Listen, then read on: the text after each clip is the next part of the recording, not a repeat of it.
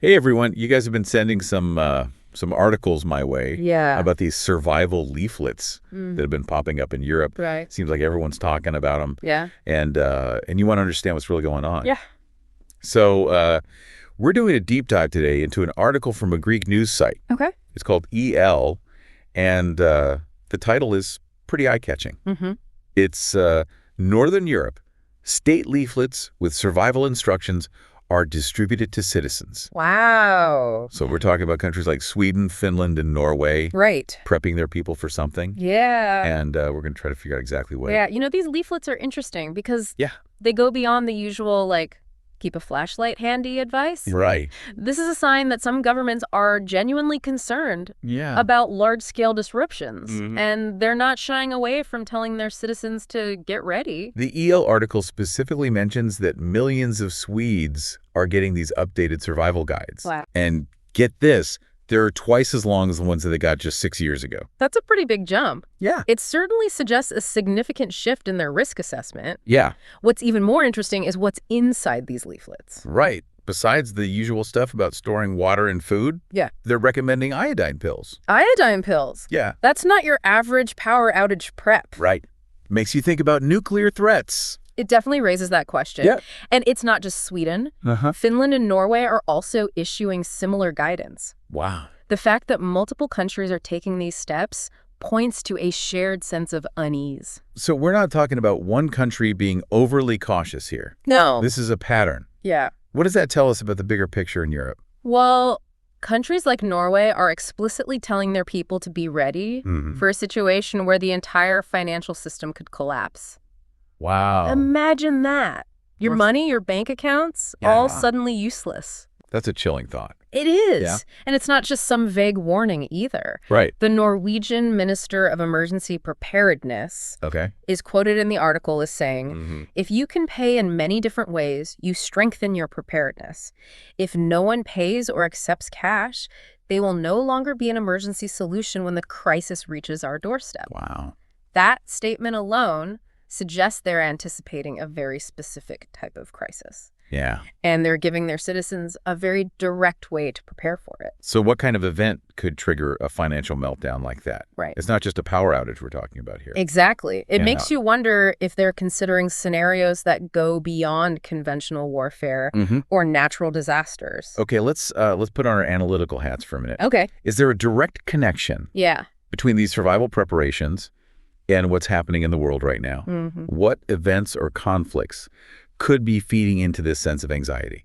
The EL article points to a deteriorating security situation over Europe, Okay. which is a pretty broad statement, Right. but it's worth considering what specific events Yeah. might be driving that perception. So without jumping to conclusions, Right. what are some of the potential flashpoints or situations Yeah. that could be contributing to this tension in Europe? Yeah. We're talking about specific conflicts, political instability, Yeah. anything that could make a government think, Right. hey, we better get our people ready for anything. Well, there are certainly a few key areas to consider, Okay. and some are more volatile than others. Yeah. But that's a conversation for our next segment. All right. So we've established that things are definitely heating up in Europe. Yeah, it seems like it. And some countries are taking some pretty serious precautions. Yeah. But what does it all mean? Right. We'll dig deeper into that right after this. Sounds good. It's interesting to consider the potential triggers for such a widespread response. These leaflets aren't just suggesting, could Yeah. you stock up on canned goods? Yeah. They're pointing toward a disruption of the very fabric of society as we know it. Right. It's almost like they're anticipating Yeah. a complete breakdown of the systems that we rely on every day. What could be so disruptive that it would push these stable, modern nations Right. to take such drastic measures? Well, let's look at some of the potential flashpoints in Europe. Okay. One area of concern is obviously the ongoing conflict in a specific region. Right. The situation there has been escalating for months, and there's always a risk that it could spill over into neighboring countries. Right. And the EL article doesn't explicitly name Yeah. any specific conflicts, Right. but it's hard not to connect the dots. It is. Especially when you consider the recent increase in military activity and political posturing from various countries. Absolutely. And then you have the growing tensions between specific countries. Their disagreements over specific issues have been simmering for years. Right. And there's a real fear that they could erupt into something more serious. So we're talking about the potential for conventional warfare. Yes. Which is obviously a terrifying thought. Yeah. But what about those other scenarios we mentioned, like cyber attacks? Right. Those seem to be on the rise globally. Cyber warfare is a very real threat. Yeah. In the 21st century. A sophisticated attack could cripple critical infrastructure, disrupt communication networks, and even bring down financial systems. Right. It's not hard to imagine how that could create the kind of chaos these survival leaflets are designed to address. And the thing about cyber attacks is that they can be incredibly difficult to attribute. Exactly. It's not always clear who's behind them or what their motives are. Right. Which makes them even more unsettling. Yeah. You never know where the next attack is going to come from. Exactly. And then, of course, there are always the wild card scenarios. What about a major natural disaster? Yeah. A pandemic, something completely unforeseen that throws everything into disarray. It's a lot to take in. It is. And I'm sure you're wondering, right. Are these countries just being overly cautious? Yeah. Or are they privy to information that the rest of us aren't? Right. It's impossible to say for sure. Yeah. But the fact that they're going to these lengths to prepare their citizens is definitely cause for concern.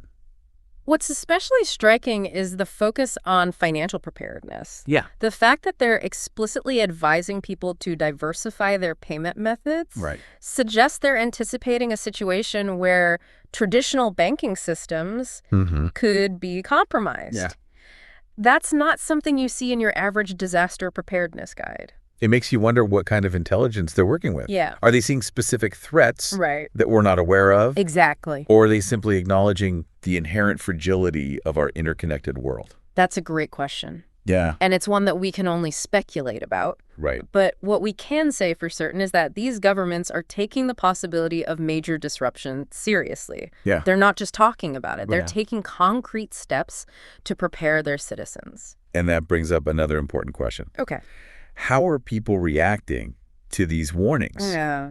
Are they taking them to heart, stocking up on supplies, and brushing up on their survival skills? Yeah. Or are they dismissing them as government fear-mongering? That's something we'll explore in the next segment. Okay. Public perception and individual preparedness are crucial factors in any large-scale crisis. Yeah. And understanding how people are responding to these warnings can give us a better sense of how prepared Europe really is. So we've talked about, the potential triggers, Right. the different scenarios that could be playing out. But what about the human element? Right. How are everyday people in these countries reacting to these government warnings? Yeah. Are they taking it seriously? Well, you have to consider that in many of these countries, there's a historical memory of conflict and hardship. Take Finland, for example. They have a long history of dealing with external threats.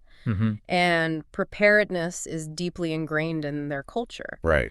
So it's likely that many Finns are taking these warnings very seriously. That makes sense. Yeah. It's like that old saying, Yeah. once bitten, twice shy. Exactly. If you've lived through difficult times before, you're probably more inclined to prepare for them happening again. Right. But even in countries without that same historical context, there's a growing awareness of global instability.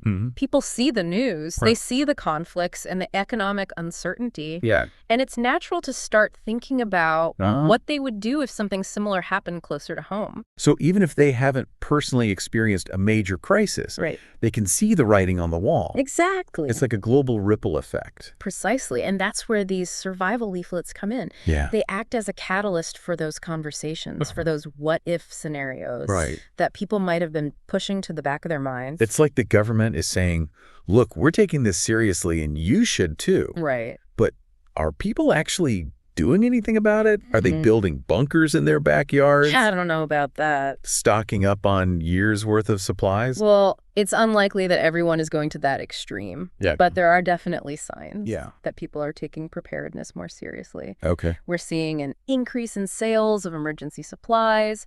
Survival courses are filling up.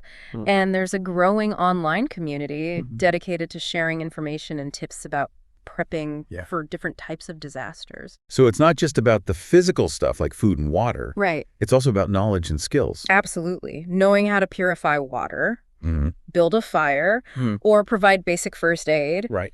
Those skills could be invaluable in a crisis situation. And it's not just about surviving on your own either. No. There's a strong emphasis on community preparedness in these leaflets. Yes. They encourage people to talk to their neighbors, to work together, Right. to build a network of support.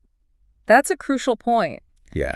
In a large-scale crisis, your social network can be just as important as your physical supplies.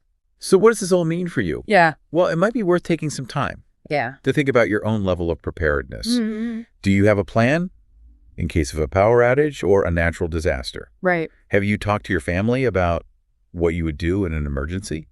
It's not about becoming a doomsday prepper Right. or living in fear. Yeah. It's about taking some simple practical steps to ensure your own safety and well-being no matter what the future holds. Exactly. And the good news is that there are tons of resources available to help you get started. Absolutely. Check out websites, community organizations. Yeah. Even talk to your friends and family. Share information, ask questions, and learn from each other. Right. Because at the end of the day, being prepared isn't just about surviving. Yeah. It's about thriving, even in the face of uncertainty. Well said. Knowledge is power. Oh. And the more you understand about the potential risks, the better equipped you'll be to navigate whatever challenges come your way. So there you have it. We've taken a deep dive into this fascinating topic. Yeah. And hopefully you've come away with a better understanding of why some European countries are preparing their citizens for the worst. Right. We've explored the potential triggers, the different scenarios, and the importance of individual and community preparedness. Absolutely. As always, we encourage you to continue researching and discussing this topic. Stay informed, stay connected, and stay safe.